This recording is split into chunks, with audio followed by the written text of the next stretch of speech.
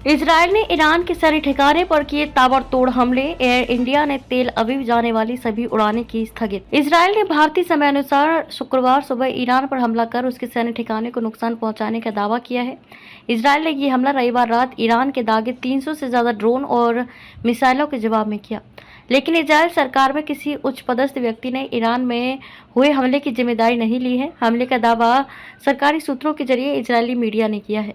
Iran ने इस हमले को गंभीरता से नहीं लिया है और कहा कि इस हमले से कोई नुकसान नहीं हुआ। ईरान ने ताज़ा हमले के जवाब में इजरायल पर कोई हमला करने की मंशा भी जाहिर नहीं की है। इस हमले के बाद सर्वाधिक संपन्न लोकतांत्रिक देशों के समूह G7 ने दोनों देशों से संयम बरतने की अपील की। ईरानी मीडिया के अनुसार ईरान के शहर इस्फहान में कुछ विस्फोटों की आवाज़ सुनी गई। ये तेज आवाज़ें ईरान के एयर डिफेंस द्वारा 3 ड्रोनों को निशाना बनाए जाने से आई थी। ईरान के एक वरिष्ठ अधिकारी ने कही ये बात। ईरानी अधिकारियों ने इन ड्रोन हमलों के लिए इजरायल को नहीं बल्कि किन्हीं बाहरी तत्वों को जिम्मेदार बताया है। ईरान के एक वरिष्ठ अधिकारी ने कहा कि इस घटना के लिए इजरायल पर हमला करने की कोई योजना नहीं है। अमेरिकी think tank centre for new American security में मध्य पूर्व मामलों में प्रमुख जोनाथन लॉर्ड के अनुसार ईरान के इस रुख से स्पष्ट है कि वह इजरायली हमले को तूल नहीं देना चाहता है। ईरान इस हमले के लिए अज्ञात तत्वों को जिम्मेदार ठहराकर उस पर खाक डालना चाहता है। इजरायली मीडिया ने शुक्रवार सुबह इस्फहान सहित ईरान के 7 शहरों पर इजरायल के हमले के दावे किए, लेकिन समय बीतने के साथ उसके दावे के स्वर धीमे होते चले गए। इस्फहान में ईरान के सैन्य ठिकाने हैं। नजदीक ही नातांज में देश का सबसे बड़ा परमाणु प्रतिष्ठान है। शुक्रवार को शाम गिरने तक दशकों से छद्म युद्ध लड़ रहे दोनों देशों के स्वर सीधी लड़ाई को लेकर शांत पड़ चुके थे।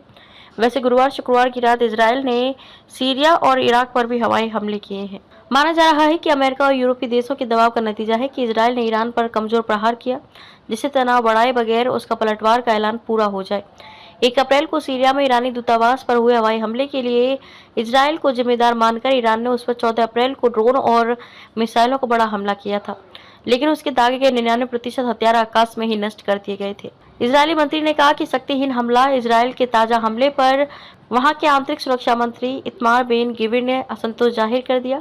एक्स पर पोस्ट अपनी प्रतिक्रिया में अति दक्षिणपंथी नेता गिविर ने ईरान को इजरायल के जवाब को शक्तिहीन करार दे दिया। संयुक्त राष्ट्र के नियमों का पालन करेगा ईरान। इजरायल के साथ बने तनाव के वातावरण में नई दिल्ली स्थित ईरानी दूतावास ने कहा कि ईरान की सरकार संयुक्त राष्ट्र के नियमों का पालन करेगी और अपने क्षेत्र में स्थिरता को बढ़ाने के लिए रचनात्मकता कदम उठाएगी। तेल अवीव की उड़ानें 30 तक स्थगित रखेगी एयर इंडिया। इजरायल और ईरान के बीच जारी तनाव के बीच कई देशों की एयरलाइन कंपनियों ने दोनों देशों के लिए अपनी विमान सेवाओं को स्थगित कर दिया है और उनके विमान दोनों देशों की आकाशीय सीमाओं से बसते हुए रास्ता तय कर रहे हैं। एयर इंडिया ने भी तेल अवीव के लिए अपनी उड़ानों को 30 अप्रैल तक स्थगित रखने का फैसला किया है।